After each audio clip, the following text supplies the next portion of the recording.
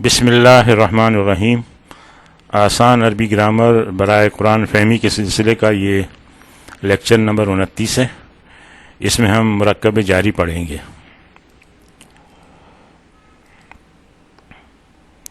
دیکھیں، حرف جر اس کے ساتھ ایک اسم جو مجرور حالت میں ہو وہ آئے تو یہ مرکب جاری بن جاتا ہے۔ حروف جار کیا ہیں؟ ایسے حروف جو کسی اسم سے پہلے آئیں تو اسے مجرور کر دیتے ہیں۔ بہت سارے ہیں، ان میں سے چند ایک یہ ہیں۔ بی، اس کا مطلب ہے میں، سے، کو، ساتھ، بہت سارے معنی ہیں اس کے۔ اس طرح سے لفظ فی ہے، فی کے معنی ہیں میں۔ علی، اس کے معنی ہیں پر، کسی چیز کے اوپر۔ الا، الا کے دو معنی ہیں، کی طرف یا تک۔ من، اس کے معنی ہیں سے۔ لی، اس کے معنی ہیں کے واسطے یا کو یا کے۔ کاف، اس کے معنی ہیں مانند یا جیسا۔ ان، کی طرف سے یا سے۔ مزید مثالیں دیکھتے ہیں اس کی۔ بسم اللہ، یہ بی جو ہے حرف جر ہے، اور اس کے بعد اسم اللہ، یہ مضاف اور یہ مضاف الیہ، لفظ جلالہ اللہ۔ اس بی نے اسم کو مجرور کر دیا ہے، اور یہ اس کے ایک لکھنے کا طریقہ ہے کہ یہاں سے جو اسم کا حمزۃ الوصل تھا وہ ڈراپ ہو گیا اللہ کے نام کے ساتھ۔ فی حدیقتن، یہ دیکھیں فی نے اس کو مجرور کر دیا حدیقتن کو، باغ میں۔ علی صراطن، اس طرح سے جتنے بھی یہ حرف جر آئیں گے اپنے بعد والے اسم کو مجرور کر دیں گے ایک راستے پر۔ الی المسجدی، مسجد تک یا مسجد کی طرف۔ من حامدن، دیکھیں من نے حامد کو مجرور کر دیا حامد سے۔ لی زیدن، زید کے لیے۔ کرجلن، ایک شخص کی مانند۔ ان زینبا، زینب سے۔ اس طرح سے یہ ساری مثالیں۔ اچھا، من جو ہے وہ پہلے بھی پڑھا تھا ہم نے کہ جب اگلے لفظ جو ال کے ساتھ ہو اس سے ملایا جائے گا تو زبر دے کے ملایا جائے گا، تو من البیتی۔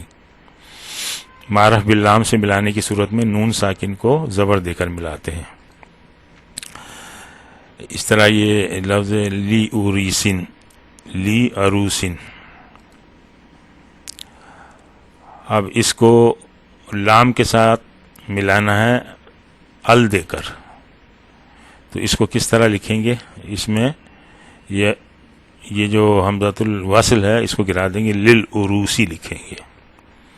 لکھنے کا طریقہ جیسے للمتقین لکھتے ہیں، اس میں بھی لی المتقین ہے تو للمتقین لکھتے ہیں، ہدل للمتقین۔ لام کو معرف باللام سے ملانے کی صورت میں حمزۃ الوصل کو لکھنے میں گرا دیتے ہیں۔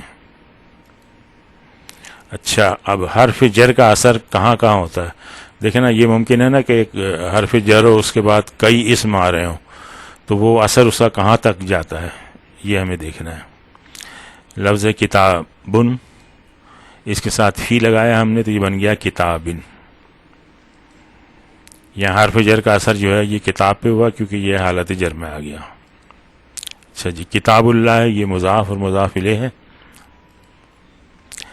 اس سے پہلے فی لگایا تو یہ بن جائے گا فی کتاب اللہ۔ اب یہاں دیکھیں کہ یہ فی کا جو اثر ہے صرف کتاب پہ ہی ہوا ہے، اللہ ہی لفظ الجلالہ تو مضاف الیہ ہونے کی وجہ سے پہلی حالت جر میں تھا، تو اس فی کی وجہ سے نہیں ہوا۔ جب یہ دیکھیں کتاب اللہ تھا تب بھی یہ تو حالت جر میں تھا، فی آنے سے صرف فرق یہ پڑا کہ کتابو جو ہے وہ کتابی بن گیا، تو فی کا اثر اس کتاب پہ ہوا۔ تو یہاں پہ بھی حرف جر کا اثر صرف کتاب پر ہے. اسم اللہ یہ بھی مضاف اور مضاف الیہ کی کمبینیشن ہے.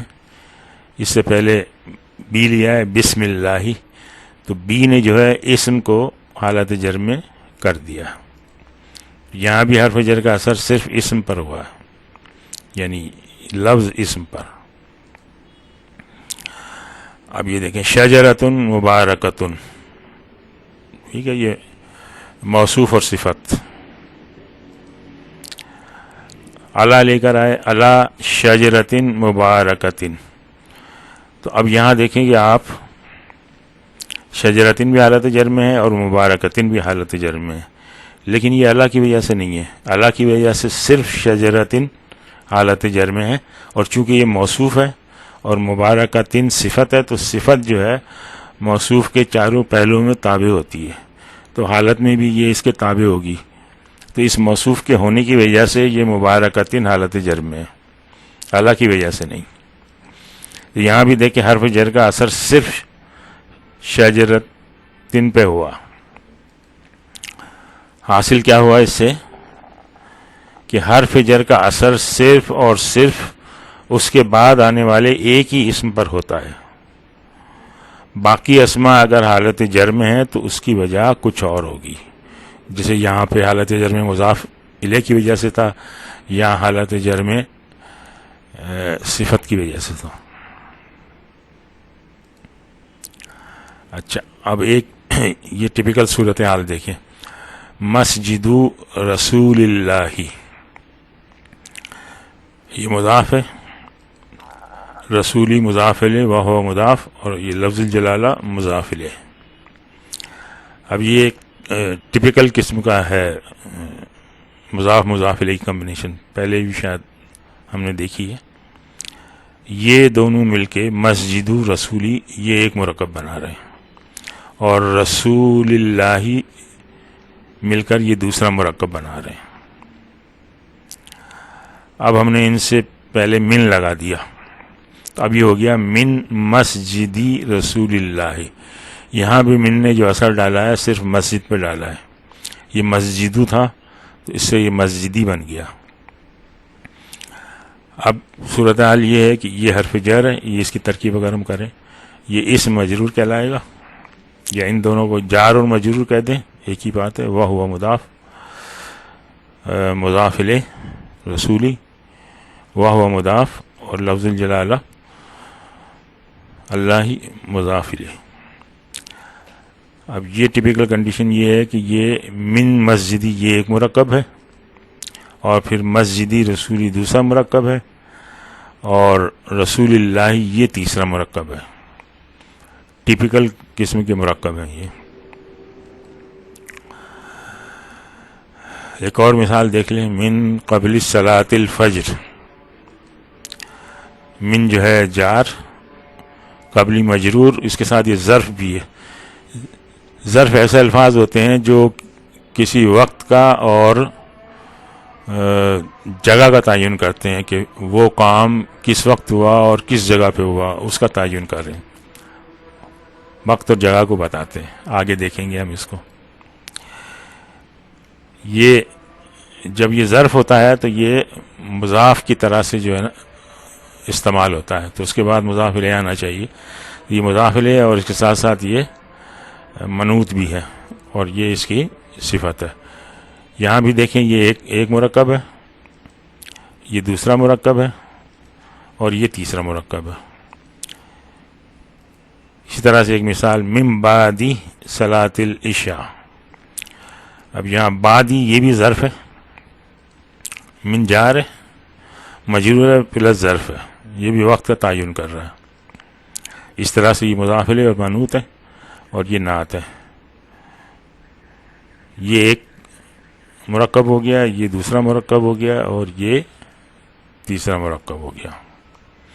آج ہم یہیں پہ اکتفا کرتے ہیں. سبحانک اللہم و بحمدک، نشہد ان لا الہ الا انت، نستغفرک و نتوب الیک.